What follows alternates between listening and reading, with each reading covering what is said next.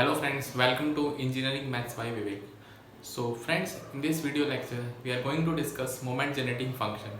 Moment generating function plays a vital role in the statistics as well as in the probability. So before going deep into the moment generating function, we should be interested about one thing, that is random variable. So basically a variable is a means you can say any quantity which take any value. It may be real value or it may be imaginary value. For example, suppose we have a random variable x. So this x may take the real value or it may take the imaginary value. But when we discuss when we take in the context of probability, so it should always take the real value, first thing. And second thing, it is of two type. Basically it is of two type. So one is discrete random variable,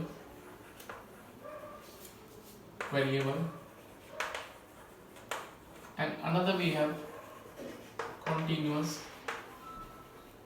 random variable. So we have two types of variables in the probability or statistics. One is discrete and one is random. So what is this difference between these two? So discrete random variable generally represent the quantity which is increase or decrease in the stepwise manner. For example, if I ask that what is the size of your shoes, so your reply will come, it will be 5 number, 6 number, 7 number, but it won't be possible for you to tell my shoe size will be 5.1, 5.2. So these are the discrete numbers which definitely takes, which the random variable takes. For example 5, 6, 7, and if I ask you that what is your shirt size, it will be 38, 40, 42, or it will be XL, double XL, L. So these are specific size. So these are the random variable in the discrete nature. Okay, so hopefully this is clear. And when we talk about the continuous random variable, as its name suggests, it is continuous in nature. What does it mean, continuous in nature? It means when we talk about the random variable, for example, if I ask you that what is your height, so approximately we consider our height is 5 foot 6 inch, 5 feet 6 inch, 5 feet 7 inch, but it is not actually the end of 5 feet 6 inch. It may be a small centimeter, decimeter, then millimeters. So it keep on increasing or it keep on changing. For example, if I ask you what is the time in your by your watch, so you will say 8:30. 8:30 means what? 8 hours 30 minutes. But after 30 minutes also there are many things, like for example seconds, nanosecond, millisecond, picosecond. These are the quantities which are continuous in nature. So I told you about the random variable. These are discrete or continuous. Okay, hopefully it as of now it is clear. Now when we talk about the moment generating function, first of all, before going deep into the moment generating function, we should be aware about the quantity moments. So what is the means, we should be aware about the moments.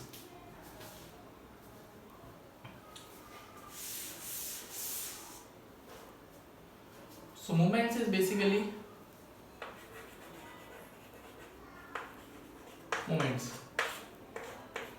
So moments are the expectation of the random variable. As I told you, random variable, there are two types, discrete and continuous. And moment is the expectation of a random variable, like x, expectation of x square, expectation of x cube. So these are the moments. And we are familiar that first moment is called the mean. Okay, and second moment we know that variance. So what is the formula for variance? Like mu2. So it will be expectation of x square minus expectation of x whole square. So it represents the variance. And after the second moment, we have third moment which help us in determining the symmetricity, and fourth moment which help us in determining the peak of the graph or peak of the distribution. So we have mu3, mu5, mu4, and we have n number of moments. Similarly we have mu3, we have mu4, and we have so on n number of moments. So moment generating function give an idea that how we can simplify the things while calculating the different moments, because as far as things are very easy, like if the random variable is discrete in nature, we can easily find the moment. But when the random variable become continuous in nature, it will be very difficult for us to calculate the moments. So here comes in the picture of moment, that is booked. Here comes the picture of a moment generating function. So moment generating function help us in determining the moment of a means the moment of a continuous function. So let us define first of all what is moment generating function.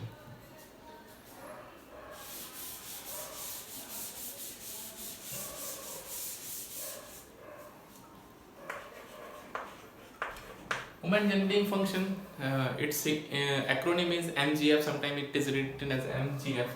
So basically, MGF of a random variable x, that is moment generating function of a random variable, it is the expectation of e power tx. It is the expectation of e power tx. Now how means, now you are thinking why it is coming e power tx, and what is the value of t here, and what is the significance of t here. So t is a basically dummy variable. T is a dummy variable and it should be real value. It should be real value. So t must take the real value and t is a dummy variable. Okay. So means you can consider that the when we talk about the moment of a random variable x, so basically it is the expectation of the function e power tx. Okay. Now for discrete variable, it is given as summation of e power tx into px, and for continuous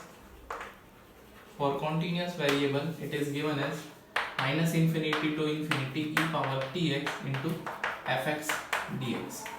So here pf represent the probability mass function, and fx denotes the probability density function.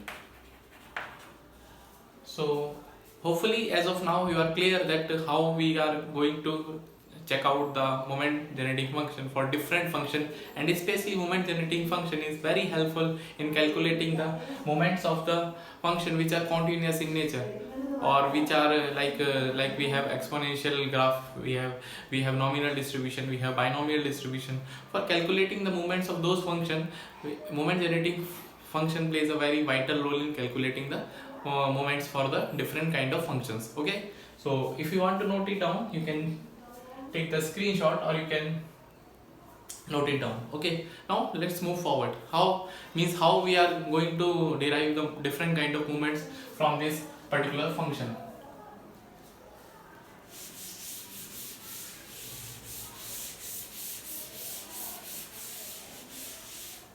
So we know that by the Taylor series, exponential of e power will be equals to 1 plus x plus x square upon 2 factorial, x cube upon 3 factorial, x power 4 upon 4 factorial, and so on. It is a Taylor expansion of e power x. So we are going to expand this terminology. We are going to expand this. So it will be actually expectation of 1 plus tx plus t square x square upon 2 factorial plus t cube x cube upon 3 factorial plus t4 x4 upon 4 factorial, and so on. This is the moment generating function. So now our question arises that how we can derive ex square, that is expectation of x square, from this moment generating function. So in the next step I'm going to tell you actually that how we can derive the ex or ex square from this moment generating function.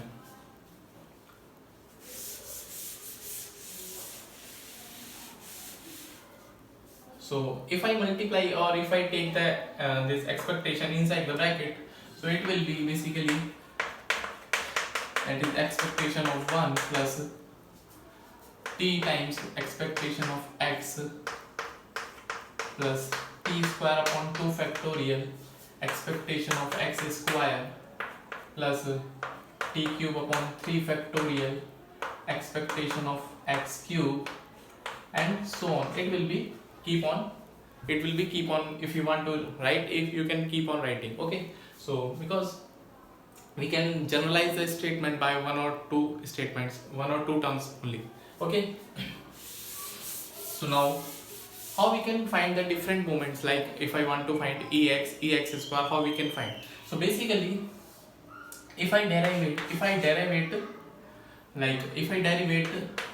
one time, if I going to derivate one time, like if I want ex, so we are going to derivate one time of that is mxt and putting t equals to 0.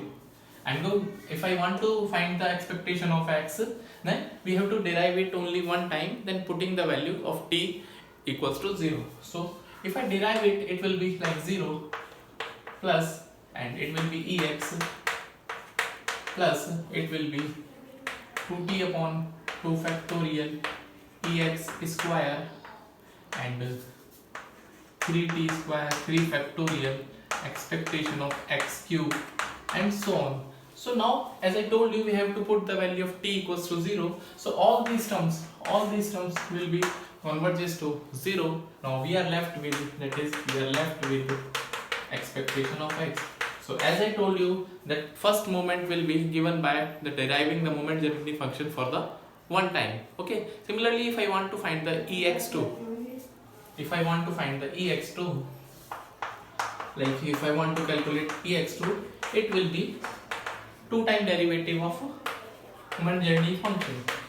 So what does it mean? We have to derive it 2 times. So it will be 0, and if we derive this term 2 times, then it will become 0, because the maximum power of t here is 1. We cannot derive it 2 times, because after the first derivation it will become a constant quantity, and then next time it will be 0. So differentiation will be 0. Now when we derive it 2 times, so we are left with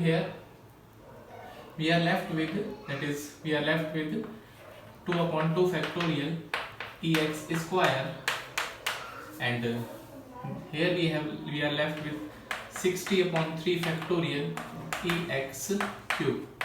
Now when putting t equals to 0, this term will be equals to 0, and we are left with ex square. So at the starting of the lecture, I told you that we can easily find the moment, different kind of moment or different moments using the single function, and that function is called as the moment generating function. So hopefully this is clear to you that how we can find the moment generating function. Now I'll give you an exercise, or I'll give you an example that how we can find the moment generating function of a continuous function. For example,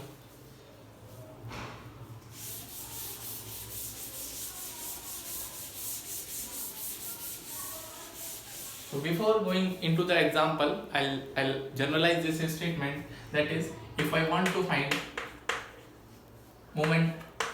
nth moment, so it will be actually nth derivative with respect to t of the moment generating function at t equals to 0. So you must remember this. Okay. So now we are going to do an example.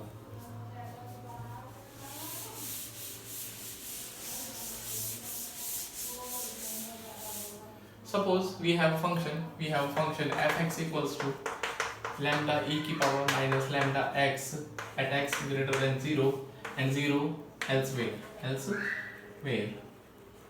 Now we are interested in find the moment generating function of this function. So as I told you, now it is continuous in nature. So what we can write mxt will be equals to from minus infinity to infinity e power tx fx dx. So here fx is given as this one, so it will be like we are placing the limit 0 because we don't have any part which is in the negative direction. We are directly starting with the 0. So 0 up to infinity and e power tx into lambda e power minus lambda x into dx. So now we can integrate it actually. So we can take out lambda as common, outside the integration. So we are left with e power t minus lambda into x dx. Now we know that the integration of e power x will be e power x, and whatever is in the multiplication it comes in the division when we integrate a quantity. So we are left with that is t minus lambda e power t minus lambda from 0 to infinity. So after applying the limits, we are left with, after applying the limits and solving, we are left with lambda upon lambda minus t. So now it has been easily calculated that how we calculated the quantity moment generating function. Now we can easily find the expectation. So hopefully today's lecture is clear to you. If you have any doubt and if you have any feedback or if you have any suggestion, you can comment me. And friends, please do subscribe my channel, and if you have liked the video, please press the bell icon and for the latest notification, and press the like button. See you in the next lecture. Till then, take care. Bye bye.